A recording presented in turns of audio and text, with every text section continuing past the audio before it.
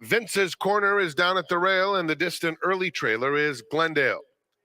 They're heading to the 6 furlong pole, chasing Extra Innings, who leads it by 2. Tiz Talk is in second. At the rail, Tap It Down backs off, Street Mogul. And now on the stream outside, Ice Storm in the red. He's tugging his way right up to challenge Extra Innings with 5 furlongs to run.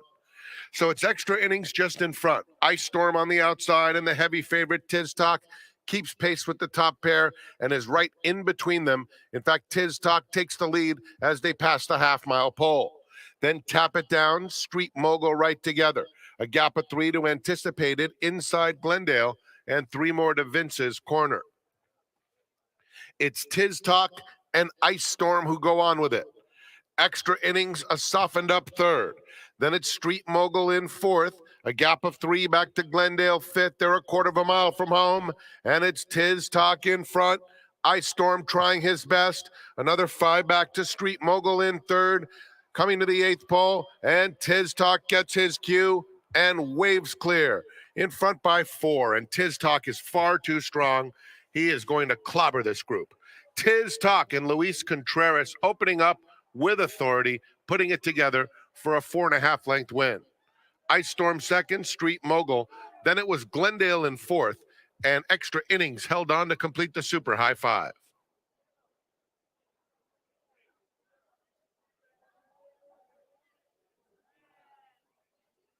Throughout the day.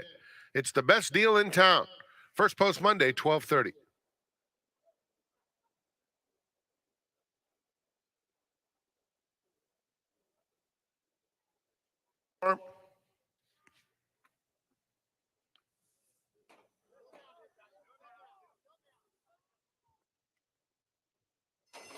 And they're off. In Vronsky Style and Divine Rascal vying for the early lead. Forgiving Spirit splits that pair and is up to take second. Who's Candy is down at the rail, now moving up to be a joint second, but it's in Vronsky Style with a clear-cut early edge. Minister Shane has about 6 lengths to make up. Just outside of him is now Divine Rascal, who was up close earlier. Joe Don Looney second to last, and Ooh Babe, and then it's a long way to He's a Bluegrass. Into the far turn.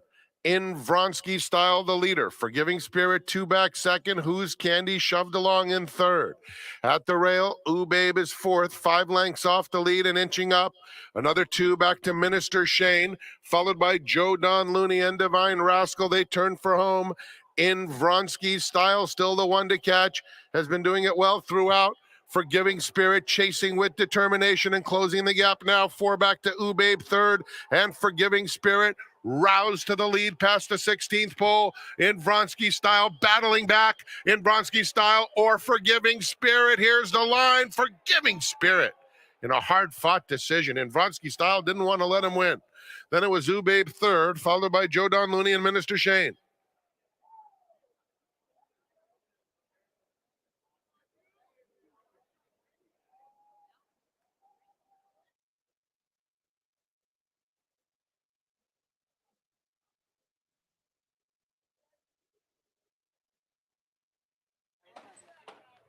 Sawazdi.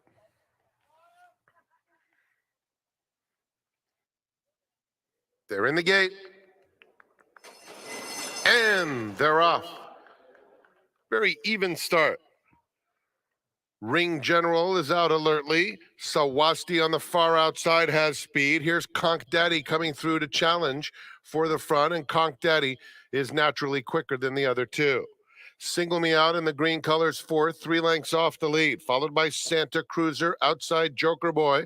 Savile Row between those 2, Sonic Breeze and Butkus at the back. It's fairly compact into the far turn behind Conk Daddy, who goes to the 3/8 pole, pressed by Sawasti ahead back second. 2.5 more, Single Me Out is in third. At the rail, Ring General is retreating. He's dropping out of it with a quarter of a mile to run. Joker Boy is next. And from the back of the field, Sonic Breeze is underway with the red cap. Just got stopped. They're at the top of the stretch, and Sawasti on the outside of Conk Daddy. It's Sawasti in charge at the 8th pole, has a 3-length lead and a furlong to finish the job. Joker Boy is finishing dangerously. Here he comes. And Joker Boy cutting into the lead of Sawasti. Here's Joker Boy with dead aim. And Joker Boy gets him under Ramon Vasquez. Sawasti was second. Third to Single Me Out. Photo between Sonic Breeze and Butkus.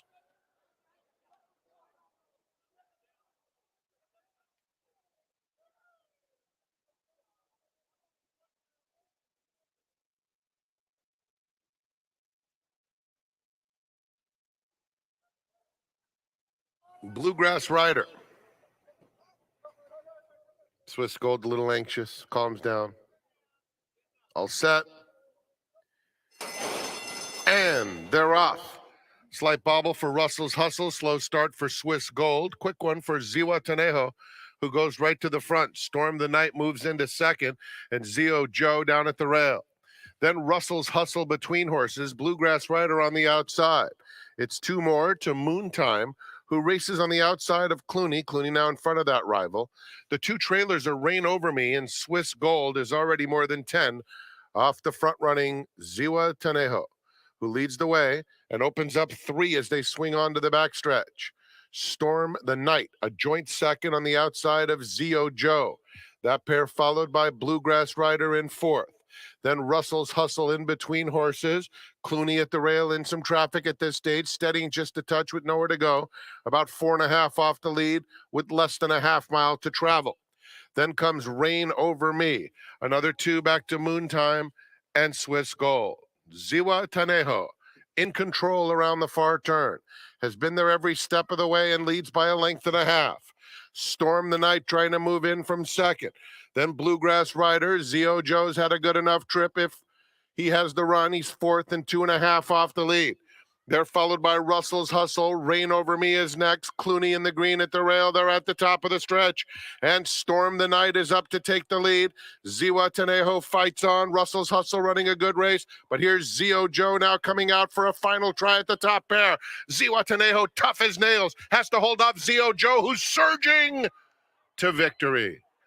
Wow, that is very close. A very confident Juan Hernandez made that photo ultra close. Stand by. It's Zio Joe and Ziwa Tanejo who hit the wire together.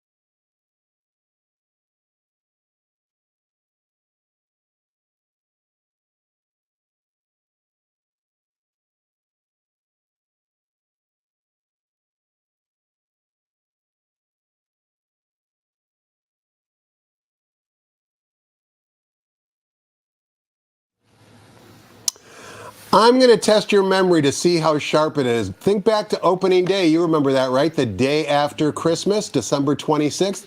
Who won the very first race? I'll give you a few minutes to think about it. I'll tell you what, though, our seminar guest today knows exactly who won that race. That's because he's an owner of the horse. They went to Gulfstream Park and ran on the Pegasus World Cup undercard as well. They ran great. They didn't win, but they had to be happy. We're going to find out what he thought of that performance, as well as who he likes on today's 9-race card. His name, Larry Zapp. Larry, happy Saturday. Welcome to the seminar. Tom, thanks for having me. Haven't been here yet this meet. Well, you know, the meet is early, right? I've got a large list of prominent guests that I need to have appear. You were affectionately referred to as the prominent underbidder by Frank Miramati yesterday when he told everyone on track who the seminar guest was. But the horse that won on opening day was a runner by the name of One More Bid. I'm sure there's a reason behind that name. Let's walk down memory lane and watch the stretch run on opening day in race number 1 for One More Bid's victory. As the field turns for home, Balnikov is let loose, coming after Sumter. I'm a Gambler at the rail. One More Bid in between them. It's Balnikov on the outside. One More Bid in between, and Sumter hanging tough at the rail. 3 of them come for the wire together. One More Bid just in front, close to home. One More Bid, Balnikov. Here's the line. One More Bid, and Balnikov. One More Bid at odds of 16-1 gets the job done there, Larry. Your heart must have been pumping coming down the lane because he had just broke his maiden. That was the Mathis Mile we watched. That was a really prestigious race that he emerged victorious from. I totally agree, Tom. You know, he broke his maiden in his 8th or 9th start, but I mean, one day at Del Mar this summer, we ran second to Spirit and McKenna, who ran 8 and 4 the other day. For George Papadromo. And we beat 3 Baffords on the dirt that day. We're running a turf horse on the dirt because everybody's got that dream of maybe going to the big cap. But once we realize he's a grass horse, he broke his maiden. He should have won by 5 that day. He was boxed in, if you recall. I do. That was at Del Mar. And then he got the win, and we're like, straight 3-year-old stakes coming up opening day. Let's just nominate, see what happens. The horse started thriving for Ryan Hansing. 58 and change every workout, doing it easy. We went, we just watched, we won. Then the decision was made. We had to go to the Pegasus. I mean, we had to go to the Pegasus. Is he really a miler and not a 9-furlong horse? We didn't care. We knew one thing. We're going to put him on the lead. We were hoping to keep Ramon Vasquez because he knows the horse so well. He's a really high-headed horse. So you really got to ride up there and really use that front end. And we got Mike Smith, not a bad substitute. He's won on the front end before with a few nice horses like Lure. I'll tell you what, when we were on the big screen at Gulfstream and he's on the lead and they got a close-up on him, you know, we were wishing, you know, maybe. Not just the lead, Larry, but he led to deep stretch. Deep stretch. I mean, we were rooting for you and Eddie Logan big time because he showed a lot of heart. Granted, he got caught on the wire, but he showed a lot of class that day. You know, he really did. He wasn't ready for those horses quite yet, but we had to take a shot. We had to have the experience. And Gulfstream, if you've never done Pegasus Day at Gulfstream, it's tremendous, isn't it? Second year in a row, Tom. And I'll try to go every year. Go to Ocala to go look at the babies, which I did with Amanda Murphy, my key assistant. And you asked about the name. One More Bid. Remember, this was the Santa Anita 2-year-old sale that doesn't exist anymore. Phasic tipped it on track. And we were in the box seat area, and they were selling them right out of the winner's circle, correct, if you recall that. And Amanda was just starting, you know, she got those big cheeks, and she's got that calm look to her face. But when it looked like Matt Doman, one of the founders of California Racing Stables, was going to stop bidding, she just stepped up and said, one more bid. Unreal. Like, please. So he raised his hand one more time, hammer went down, and we came up with the name just right out of the situation, and it fits the horse. And we call him our bid. He's the bid for us. And he came back okay, lost a little weight, and we're probably going to pass on the Kilroe Mile. He's a gelding. We want to have him around for a while. Probably thinking Shoemaker Mile, maybe with a prep race, but it's getting ahead of ourselves. We'll never get ahead of ourselves whenever we have Larry Zapp as our seminar guest. We're going to find out who he likes on today's very good 9-race card. But before we do any of that, let's toss the microphone over to track announcer Frank Miramati and get the early changes on today's card at the Great Race Place.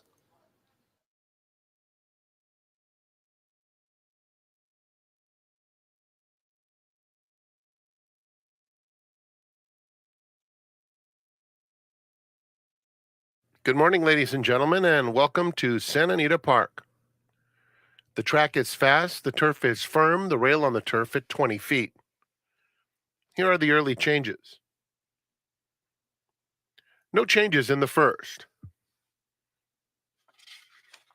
No changes in race 2, just a blinker note. blinker note in race 3. In the 4th, we start the Rainbow Pick 6. There's no high five wagering. Scratch number 2, Delta Win. There's $100,000 in the Pick 6 jackpot carryover.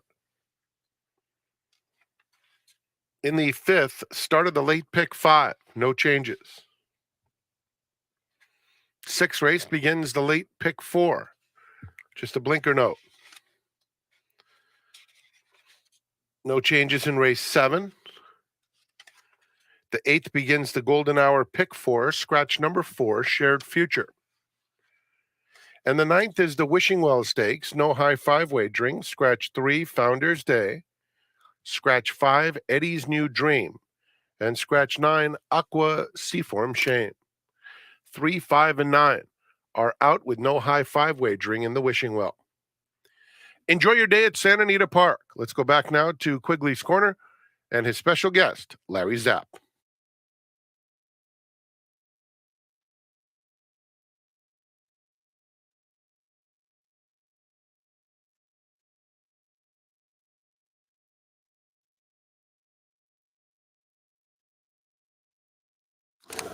Welcome back. We're talking horses with Larry Zapp. He's a horse player as well as an equine scout. He finds horses for many different owners and trainers throughout his career.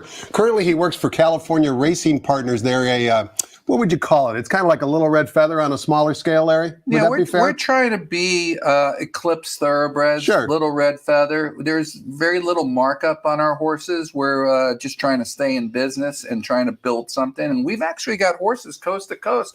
We got 2 currently in New York with Bill Morey Jr., and Sure. we've got one with Jorge Delgado in Gulfstream. It was Baby Steps who was hitting the board but not breaking through in the allowance condition out here. She's a Florida bred, so we do what's right for each horse. Fair enough. Let's take a look at your website that you have, Larry. You can go to that particular website if you're interested in investing in the California Racing Partnership Syndicate. It's, as you can see, experience the thrill of horse ownership at a fraction of the cost. And as you just heard Larry mention, not only do they have runners here in Southern California, they have some in New York and Florida as well. All right, 9 races to get through here, Larry, in 28 minutes. So let's kind of kick it off here in race number 1, which begins the 50-cent early Pick 5. Also, race 1 is a split of race number 3. Same exact conditions, and those conditions are 6.5 furlongs on the flat turf course for Calbred, maiden special weight 3-year-olds. We've got a field of 8. Take note, number 5, Buck Owens, is a first-time gelding. The morning line favorite in the current betting choice is number 4, Old Pal, who's 7-5 on the board right now. Before we get your thoughts on the race, Larry, you wanted to show a workout for Old Pal.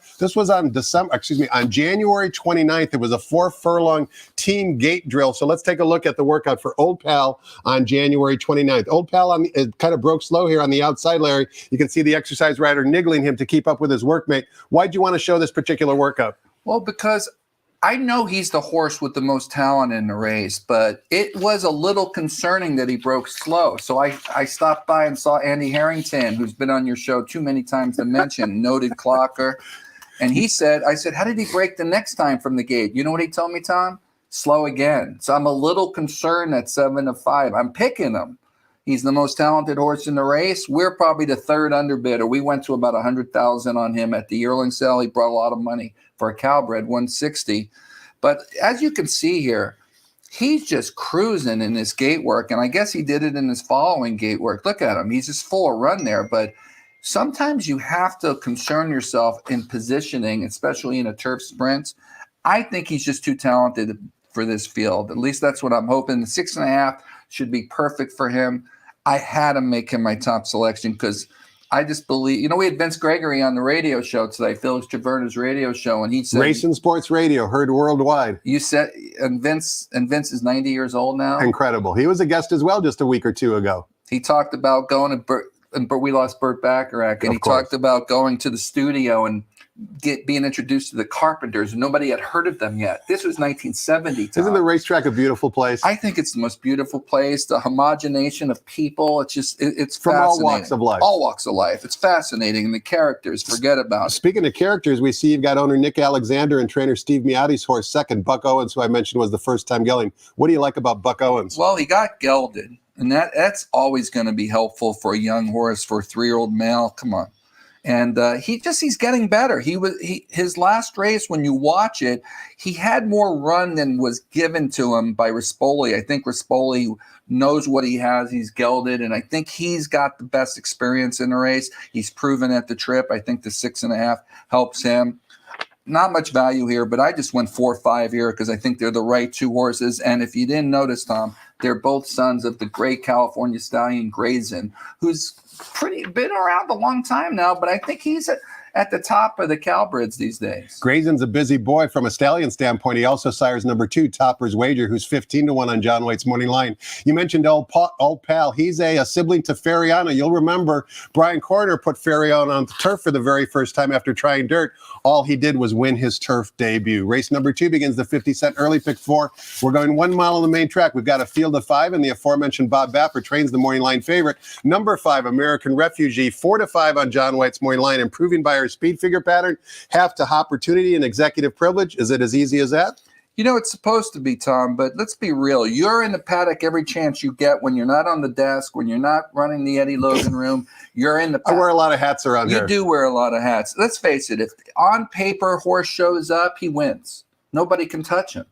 But Baffert did put him in for maiden 42 back, and that's I've kept a track in my brain about, like, when Bob Baffert does that with expensive horses, they don't usually have long shelf life, meaning a race career that's going to last a long time. I always say if Bob Baffert doesn't like him, I don't like him. Yeah, but he came back against winners and ran well, and he's being protected. So I'm going to assume he's in fine shape for today's race. And I just want to say, the way the vets go over these horses in the morning and in the afternoon, we know he's in fine shape. 100%. And I give them so much credit for it. He's the horse to beat. I think the one horse is improving for Michael McCarthy. He went up north, and he does this a lot. He's really good at Golden Gate. And when he ships, you can bet with confidence. This horse got voided 2 back. I find these voided claim horses are the ones who try very hard because the vets are looking at them after the race. They passed them before, but after the race, they're like, oh, he's walking a little gingerly. That usually tells me that's a horse that tries. I just like his pattern of improvement.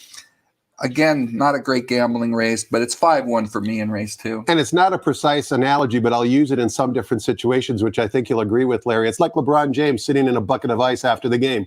He's tried his hardest to win the game, but of course he's sore because he tried hard. Absolutely. You know, it's kind of like the chicken and the egg theory. So you make a very good point. The horse has to be voided from a claim standpoint, but that doesn't mean that he's completely broken down, and we see that with Paroli today. Yeah, exactly. He's just a horse that, whatever reason, in that race, he didn't look good after the race, and he exploded late and just missed winning that day. So he just is a horse that lays his body down. And if Baffert has a misstep today, I think Paroli's the right horse. Paroli adds blinkers and also is being ridden by Frankie Dettori. I wanted to ask you, Larry, your impressions of the performance Frankie Dettori has put forth in Southern California the first 6 or 7 weeks of the meet. I'm telling you, Gary Stevens was a rock star to me, not because he was so good in Seabiscuit, but he was pretty good at Seabiscuit. Wasn't he one of People's 50th most handsome men? Yeah. He's a good-looking guy. He's lost a little hair, as I have. Mike Smith, I think we can all handle that. Frankie's still going strong, though. I'll tell you what, he walked by me today, and my client Dominic Savitas was with me, and it's like watching a rock star, walk right by you, and he is not disappointed, and everybody wants to see him on their horse out of the winner's circle, and if he cares to, he does the flying dismount, but he is a rock star. One of his best friends is Ron Wood of the Rolling Stones, so he hangs with rock stars too, Tom. If we ever need Stones tickets, we know who to ask. You mentioned Dominic, and of course he owned the very talented filly Venetian Harbor. She just had a foal by Gunrunner. Yeah, she did, a beautiful chestnut filly, and I'll tell you what, we're going back to Curlin because John Sakura of Hillendale bought into her, and that's not a bad substitute. No. But she had an elegant, big hip, looks like a shoulder on it. He was asking me to price her already for a yearling sale because we're going to be in the breeding business to sell. If she's too nice, I'm going to convince everybody not to sell her. But I'll tell you what, very nice Gunrunner filly, and he just continues. I mean, I saw that work recently by Taba going to Saudi Arabia, and he's just they get better with age. But this one, after 2 weeks, looks mighty good. The Saudi Cup is next week, and both Taba and Country Grammar from Southern California will be shipping across seas to participate in those races. Race number 3 is the aforementioned split of race number 1. Same conditions, 6.5 furlongs, flat turf course, Calbred maiden special weight 3-year-olds. I should say the rails today are at 20 feet here at Sandy. We've got a field of 7. Maury line favorite on the rail, number 1, Catalina Eddy from the Craig Lewis barn, 8-5 on the Maury line, second-time starter. Talk to us about race 3. Catalina Eddy ran against that buzz of Steve Knapp. And Terry Lovinger. That's a stay thirsty with a future. That's really nice Calbred. You remember who trained the mother of that horse? Gary Sherlock. Yes, sir. Lost Bus. God, you can't get anything by you, Tom. I'm trying to beat this horse today. Do I leave it out of my early pick 5? Probably not, but you only give me 2 slots. So for the show, I had to go with a horse that none of the clockers seem to love. I guess Simon Callahan loves the horse, but the clock, and it's probably a turf horse, been running on the deeper dirt in the mornings. But number 2, Finally an Eddy, too much excess. There's a couple of full siblings that have made a lot of money in this combination of Square Eddy to this mare, In Excess mare. I just think the pedigree screams turf. Pedigree screams early. I'm not that impressed with what I've seen so far. I know Catalina Eddy got a big number because that race was highly rated. But on the rail, I'm just going to take a shot and try to beat that horse. I'm going number 2, Finally Eddy. And my other horse is Moon Ice, who just seems like he's sitting on a win. And He Be Fire and Ice is a very underrated stallion, in my opinion, only being supported by his breeder, Cicero Farms. I don't know anybody else who breeds to him. But Moon Ice is heading the right way. He had a nice workout since the last race on the training track. I'm going to try to beat, for this purpose, the favorite and go 2-5 here. But leaving the 1 out, if you're trying to hit that early pick 5, might be a mistake. Race number 4 begins the 20-cent Rainbow Pick 6, the jackpot single ticket carryover. Now up to $100,000. That amount plus whatever is wagered today will be yours if you're the only winning ticket. And we kick things off in race 4, traveling 1 mile and a 16th on the main track. Fillies and mares, allowance optional claiming types, non-winners of 1 other than. Scratch the 2, Delta Win, leaves us with a field of 6. The Maury line favorite, the very talented Calbred, number 6. Big Switch, who's 8-5 on the Maury line. Before we get your handicapping selections, Larry, you wanted to show the workout for number 4, Micro Share. This team drill happened on February 10th. Micro Share will be the inside horse. And as we watch the workout, take a look, in my opinion, how much heavier the exercise rider is on Micro Share down on the inside compared to the very svelte and lightweight exercise rider on the outside runner, whose name is Showtime. Why'd you want to show this workout for Micro Share? Well, because this horse came off an 8-month layoff, and when you visually watch races, you can usually tell when they're just giving a horse a race. Richard Mandela gave this filly, he's a big kind of leggy filly, and he gave her a race last time. Not much ask in the lane, and then he's going to tighten the screws right here, Tom. This is an excellent work coming out of a comeback race where right here, she could easily be intimidated by the workmate, but, she hangs in there and then gallops out pretty strong. And I just know this filly. I go way back with her from the 2-year-old sale that she brought 450. And I think she's a filly that's supposed to get better with age. She's 4 now. I'm going to excuse the comeback race, and I'm just going to say, look at her right here. She's not being asked for everything, and she's just hanging in there. And you mentioned what a lot of clockers do notice. That's a lot bigger person on her. And look at her. Look at the way she finished and gallops out here. I think she's meant today. And look who gets on her. Dettori keeps getting in new barns, and I don't know how many times Mandela has ridden him, but he's riding him here, and it's the first time Dettori, and I just think that makes this horse very live. She's a big, pretty filly. Number 4, Micro Share, gets top billing for me, and Big Switch on the dirt going long shows up every time. She shows up every time on the dirt. She's absolutely the horse to beat here. She's 8-5 on the morning line. I don't think the race is that deep after her. Rose Maddox did win a stake up north, but I think she's a better one-turn filly. It's 4-6 for me, just looking for a little better price. Race number 5 begins the 50-cent late pick 5. We're back on the turf course. The distance is 1 mile and 1/8. For fillies and mares, it's a starter allowance race. The condition is for those runners who have started for a claiming price of $25,000 or less, either last year or this year. We've got a field of 6. Number 4, Harper's Gallop, ridden by Frankie Dettori, trained by Leonard Powell, is the 2-1 Maury line favorite. Could be a big day for Mr. Dettori, the rock star. I think every day is a big day to be Frankie Dettori. I mean, I could live in those shoes for a day. Were you around when he came out here in the beginning and nobody knew who he was, and he was just, some unknown, wet behind the ears kid from Europe? I'll tell you what, I do not remember him out here. It's funny because I grew up in New York as a teenager, and Pat Day was riding in New York with Steve Coffin. Sure. People don't realize that he started in New York, and I remember that, but I do not remember Frankie Dettori, but I hear about it quite often. I haven't gotten to hang out with him. George Papadromo's got to put in, I've got to go out one of those nighttime, Monrovia. You might even have to get on a plane to hang out with them, but that's a different story for a different day. And listen, I'm picking him here in Harper's Gallop. I love her last race. She's tried the distance one time, and it's not telling that she won't handle the distance because this is a 1.1 miles, and some of these filly hit a wall at about a mile. I just liked her last race too much to ignore her. And walking in today, I ran into Dennis Carity, who's a very competent trainer, by the way. He's been doing this a long time. He's a Velocity by blood, and he knows exactly what he's doing with a horse. This filly's race 2-back, or mare, she's 7 years old. Her race, Kura, the 2-back, would win this race today. And he told me she got a little fresh on him. I got some little inside info. We love inside info, Larry. Well, she kind of pulled her way to the front last time, and she got lost. And he says it's just put a line through it.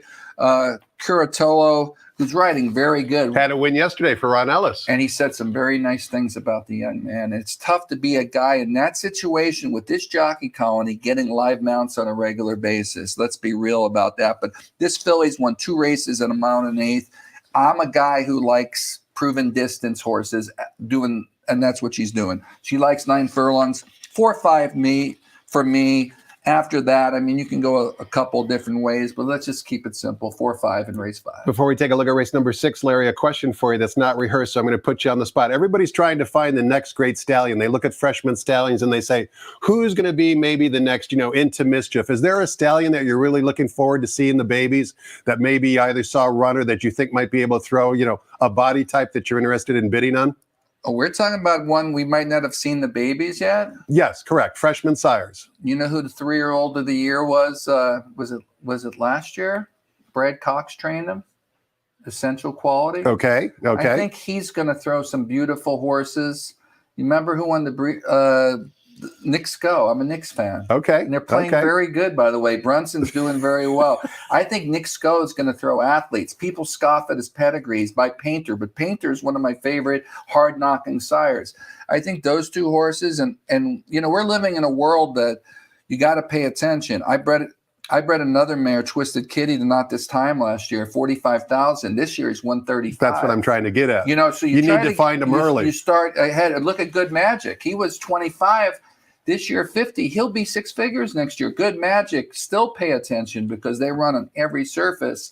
And Curlin might be a big influence. We're going to talk about Curlin for years to come and his sons. And Gunrunner as well, I believe. Gunrunner, I think, is going to be. Gunrunner's the best son of Candy, right? He's out of that great family. And there's a sneaky stallion out there. I bought a filly by him, and he's the same family as Gunrunner and St. Liam. His name is Funtastic. You ever heard of him? I have not. Mark Lott's got a good one. Just ran second to stake. I don't recall the name, but he's a more than ready. He's gray, and he was in Chad Brown's B squad. He did win a grade 1, but pay attention when you see Funtastic. Race number 6 begins the 50-cent late pick 4 sequence. We're sprinting 5.5 furlongs in the main track. For maiden claiming, ages 4 and 5 years old, $20,000 is the claiming tag. A field of 11. Number 9, Mastermind, is a first-time gelding morning line favorite, drawn right inside from the John Sadler barn. Number 8, We're Gonna Have a Good Time. 3-1 on the morning line, indicating this might be an open race. Who do you like and why, Larry?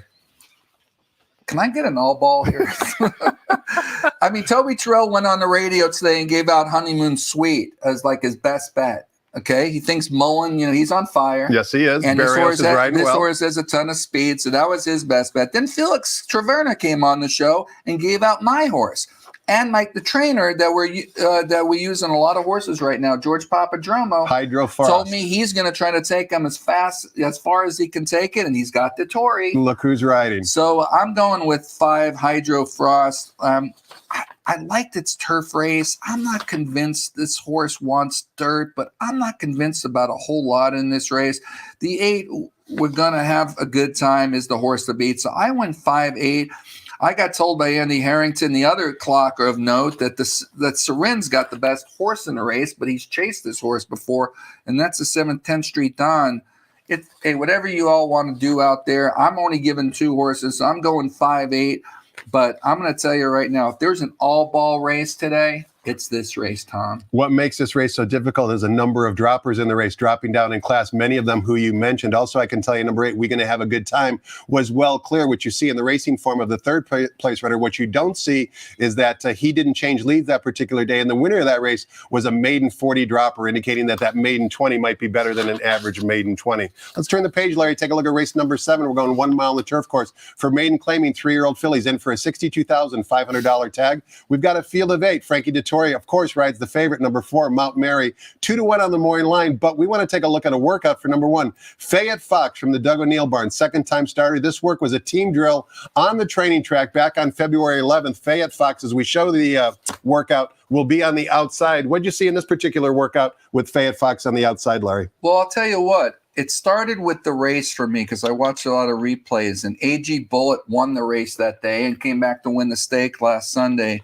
So you know this was a strong race, and this filly never had a comfortable spot. So I'm like wondering who she is. So I watched this workout, and you can tell right here that she's just doing this way too easy, Tom. That's a pretty good time for a maiden claiming turf filly. And just look how easy she's doing. She's pulling this rider with a lot of intent. And it just is solid work. If it said 102, I wouldn't be so impressed. But it said a minute flat. And I'm like, this was a very impressive workout. She draws the rail. She showed glimpses of speed in her debut. And she's going to like to stretch out. She's out of an AP Indy mare, and Sharp as Tekka can throw a 2-turn horse. He won a grade 1 race at a mile. I think it was the Met Mile. And I just think that, and Tiago's riding as good as anybody out here right about now. He's got a Derek Lawson and Tiago, the 1-2 punch, and who would have ever thunk that he's actually ahead of the standings of Flavian Pratt? He's in second last I looked, Tiago. Oh Lord! Ahead of a lot of names in that jockey colony. No, this is just, to me, this is a live piece today. Number 1, Fayette Fox, and then a horse that I actually bred with my clients. Near and dear to your heart, right? Number 6, Cheekia. She's out of Sandy Cheeks. I actually bought Cheekaboo, the first foal out of Sandy Cheeks, and then I bought Sandy Cheeks like 2 months after I bought Cheekaboo, and honest mare, and I bred her to Mucho Macho Man, and this filly probably wants to be at her best in about 2 years because the Mucho Macho Mans are late. And don't laugh, Tom. No, it's okay when you have a 5 or 6 year old. That's as long as you're willing to pay the bills. But I agree with you. Well, that's what I hear from the clients all the time. What do you mean? Tell me we have to wait 2 years? So we tried to roll the dice, and we got caught, I guess, and he's dropping her. We lost her for 50. She's starter eligible. So why is Mike Pipey running her back for 50? That guy's a good poker player, if you know what I'm saying. I sure do know what you're saying. And he knows how to gamble a little bit. He puts JJ on her, and I thought she had a trouble trip. I almost showed the tape of that race. But if she can ever put it together, I think she's a little bit away from her best. But I think she's good enough in this spot, hopefully to beat the Tory, because he's on the 2-1 favorite. For me in this race, it's 1-6, but I really like Fayette Fox today. Let's take a look at race number 8 because the $1 golden hour at pick 4. If you're not familiar with that wager, it links our last 2 races here at Santa Anita with the last 2 races at Golden Gate. It always pays well because it's a higher minimum and lower takeout. And we kick things off in race number 8 at Santa Anita, sprinting 7 furlongs on the main track for fillies and mares, allowance optional claiming types, non-winners of 2 other than. Scratch the 4, Shared Future, leaves us with a field of 7. The comebacker from the Bob Baffert barn, number 5, Adair Maynor, is the 8-5 morning line favorite. Just one workout over this oval. Previous to that, had been working out at Los Alamitos, but we want to watch that workout. It was a solo drill on February 13th. Here's Adair Maynor. What did you see, Larry? Well, I'm just seeing a horse that's cruising here. This is a horse that, even though I know this filly's better around 2 turns, this is just a look of a horse that's fit and ready to go. I mean, Mike Marlowe, who works for Baffert over there at Los Al, he knows exactly what he's doing with a horse. And, he used to work for D. Wayne Lucas, and he just runs a tight ship over there. Every time I go to Los Al, I just see these Baffert horses doing some amazing things. But look at her come down the lane. This is a filly that might have grown up a little. She looks a little stronger to me. She doesn't have to win this race, Tom, but she's the best horse in the race. And sometimes you got to go with the class. I wanted to pick the 2 Ain't Easy as my top selection. I probably should have, because I think she's the speed of the race. She comes out of La Brea. She chased And she was on that furious pace that day. And how good is that filly that won that day, Fun to Dream? Just Calbred, daughter of Arrogate. Yeah, and they claimed the mother for $8,000. Anybody can get in this game if you could pull that off and then partner with Baffert and breed the Arrogate, was no longer with us. But Ain't Easy, I think, is the speed play. Mark Latt's got two very good horses in this race, Ironic Twist and Teddy's Barino. But you only give me two horses, and I'm going to go with the class of the race, and that's the 5 Adair Manor. But they're going to have to catch number 2, Ain't Easy. I think she's going to be faster than the 7-horse Teddy's Barino, who's coming off the layoff, and I'm hoping Mark Latt's not using her to set it up for his other filly, the 3 Ironic Twist. But 5-1 for me. It's a 5-2. I'm sorry, 5-2 in this race. It's a pretty good betting race. There's about 4 or 5 contenders in here. The race that Ain't Easy exits, Larry, has proven to be very productive. You can see it in the racing form. The Grade 1 La Brea, Fun to Dream, as you mentioned, came back to win the Grade 2 Santa Monica, earning a Beyer speed figure of 92. Also, the third place finisher, Kirstenbosch, came back to win the mile and a 16th La Cañada. That's also a Grade 2 event, earning a Beyer speed figure of 83. Certainly, that was a tough field. Ain't Easy, as you mentioned, was part of that wicked pace and should run better today, third off the layoff. Race number 9, always like to see this, is our feature race on today's card. It's the Wishing Well Stakes, $100,000 guarantee, coming down the hillside turf course for fillies and mares. 3 scratches. Scratch the 3 Founders Day, the 5 Eddie's New Dream, and the 9 Aqua Seafoam Shane, who is in Monday, who is re-entered on Monday. Morning line favorite, likely to go lower from the Jonathan Thomas barn, is number 4 Baystorm, 3-1 on the morning line. Also, race 9 begins the $5 Golden Hour Daily Double. Similar concept, linking our last race with the last race at Golden Gate. Before we get your thoughts on the race, Larry, you ever been to the Wishing Well in Saratoga, the Wishing Well restaurant in Saratoga? And do you remember Wishing Well, the mare who was trained by Gary Jones, who turned out to be the dam for Sunday Silence? I do not remember her, but I believe Tony Matos had something to do with her. I don't know, breeding her or something like that way back in the day. And I've heard all the great stories about her. And obviously Sunday Silence, I mean, I was at Secretariat's Belmont, Tom, but Sunday Silence, and I love Zenyatta, but I think Sunday Silence is my favorite horse of all time.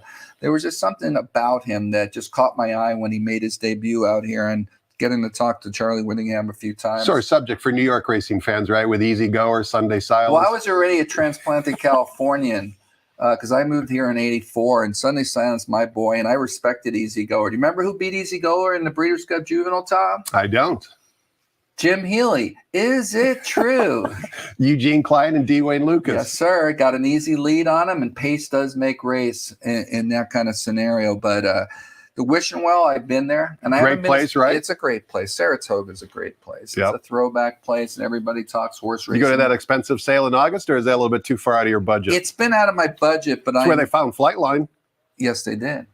Yes, they did. And I wanted to ask you if we have 1 minute, Flightline as good as any other horse you've ever seen? He's certainly in the top 5, right? The only knock is he didn't run that often, but when he ran, he was brilliant. I mean, I don't go see many horses live on track because typically I spend my time in the paddock or at Eddie Logan. There's only a handful of horses that I've actually gone watch their race live. That's just the nature of my job. Kona Gold, Zenyatta, Flightline. So it's a short list, but it's a very talented list. Yes, and Flightline, to me, took my breath away. Yeah, what he did in Pacific Classic, forget about it. What he did in Breeders' Cup Classic, forget about it. But if American Pharoah and Gozap are in the race with him, what trip does he get? And does he just run away from them? We don't know that. It's like the age-old argument. Who's the best basketball player? Who's the best quarterback? You could argue over some adult beverages for a long time, but certainly he's in my top 5. I want to know who's the best horse in the Wishing Well today. You know, I'm taking a shot here. I love this filly last time, the one horse, the rail horse, Stella Noir. She likes the downhill course quite a bit. She ran second in this race last year. And I'm going to tell you right now, I knew Kent DeSormo, and he's 2 for 2 on her. He fits her. She's a hard horse to ride. I've seen her blow the cross in the dirt, go wide. He just got in. He just became part of her last time. And I just think he fits her really well. I'm hoping for a little speed duel in here. Baystorm's the horse to beat, and that's my second choice here. I'm hoping there's like Freedom Flyer makes Baystorm earn a win if she's supposed to win. And I just think Kent's going to save some ground. He's going to tip out when he needs to, and I'm just hoping at some value today. Number 1, Stella Noir gets the job done. 1-4 for me, but you can go a few different directions. Big Summer's coming off a big win. Freedom Flyer's got a chance. This is a good race. Ken Desorma won the early daily double yesterday. Larry Zapp's hoping that he wins our nightcap today. Before we let you go, I want to show one more graphic, as if we didn't talk about enough races. It's the graphic for the Coast to Coast Pick 5. That combines races between Gulfstream Park and Santa Anita. It's a $1 minimum with a low 15% takeout.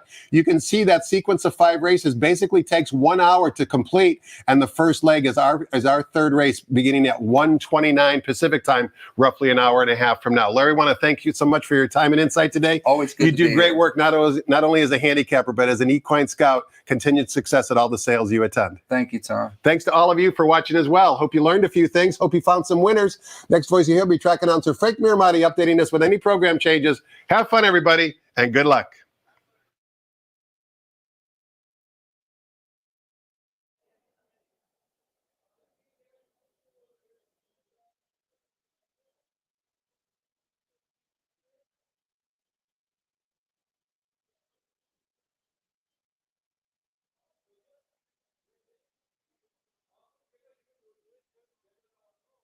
Ladies and gentlemen, please rise for our national anthem.